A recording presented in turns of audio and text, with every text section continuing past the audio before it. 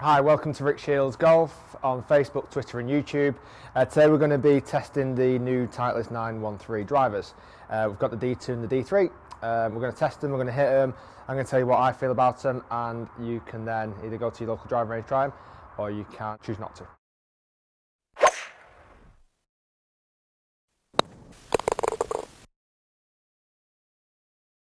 So, Titleist now sort of generally bring out two drivers, one to cater for the slightly higher handicapper, one to still cover the market for their better players, so to speak. We've got the D2 and the D3 here. The D2 is the slightly bigger headed club. This is the 460. It's got the weight brought back right into the back of the club here. That's going to improve the centre of gravity and help you hit the ball a little bit higher.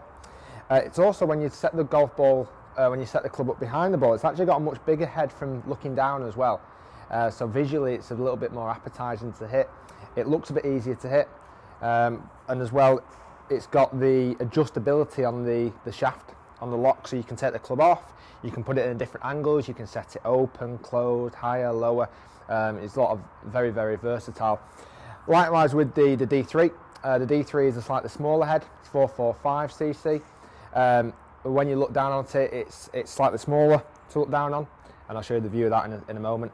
It's got slightly deeper face than the D2, so when it sits behind the golf ball, again, you can just see it a little bit higher up. So the tendency to tee the golf ball a little bit higher with the D3. When you look down at it, it looks a lot more compact, a little bit more appealing to the eye for the better player, possibly. They've still got this centre of gravity quite far back, but not as far back in the D2, so it shouldn't go quite as high. I'm going to hit a few shots for you here now, let you know what I feel about them, and hopefully I can give you a bit of input whether to go out and buy one or not. So we're going to start off with the D2 here first. So this is the one, again, with the centre of gravity, the 460cc head.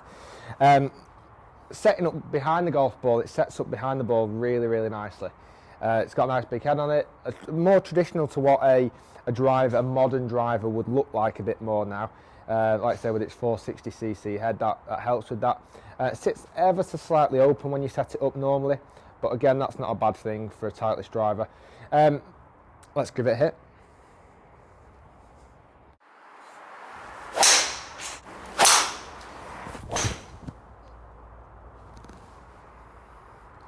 So straight away, that actually produced quite a high ball flight. Felt brilliant, felt really, really solid off the face. Probably higher than what I would expect for a 9.5. And that's obviously, again, because the centre of gravity has been brought back. I'm going to hit another one.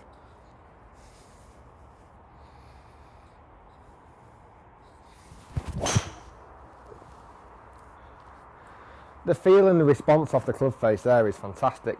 What I do like about it with the black polish finish is you can actually see where you've hit it from. I've hit them a little bit heelier, but it gives you a bit of an indication of exactly where you've hit it from. So between shots, you can go, right, was that a bad connection? Was it a bad swing? A connection has a huge influence on where the golf ball goes, so that gives you a nice indicator for that. Visually, like I say, it sits great behind the ball, great noise to it, great feedback from it, and generally quite an easy club to hit. Well, now we've got the D3. So the D3, again, is supposed to be for the slightly better player, slightly smaller in the head. When we set this one behind the golf ball, now personally, in my opinion, that actually sits behind the golf ball a lot better. It's a little bit more compact, more traditional to what a Titleist driver would be. I like it. It's behind the golf ball, really, really nice. Still sits a fraction open. Now this should produce a slightly lower ball flight. Let's see what happens.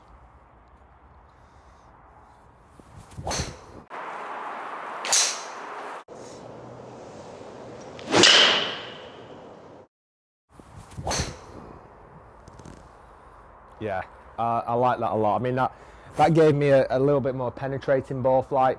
It felt very similar to the D2. Come out a little bit, well, it looked a little bit hotter. I might have just struck that a bit better. But again, just when I'm looking down on this golf club, it really does appeal to my eye a lot more rather than the bigger headed one from before, the slightly shallower head. I'll hit this one more time for you.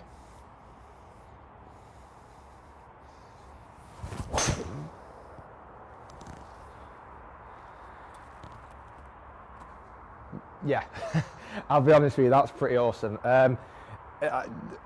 Yeah, it's really, really solid, really nice hit, really great feel.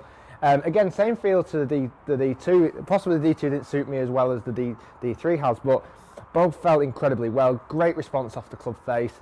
This just gave me a slightly more penetrating ball flight, probably went a little bit further. If I was to put one in my bag personally, I'd go for the D3, but don't let that put you off getting a D2 as well. Test them both, see how you feel, see how you get on. Like I said, still like the adjustability on the club head there. Let me get the D2 back.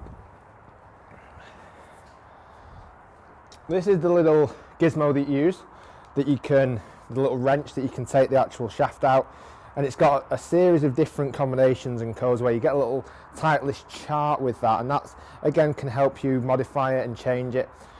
Like I said before, don't change it too much. Make sure it's not the club that's making the changes, that it's you.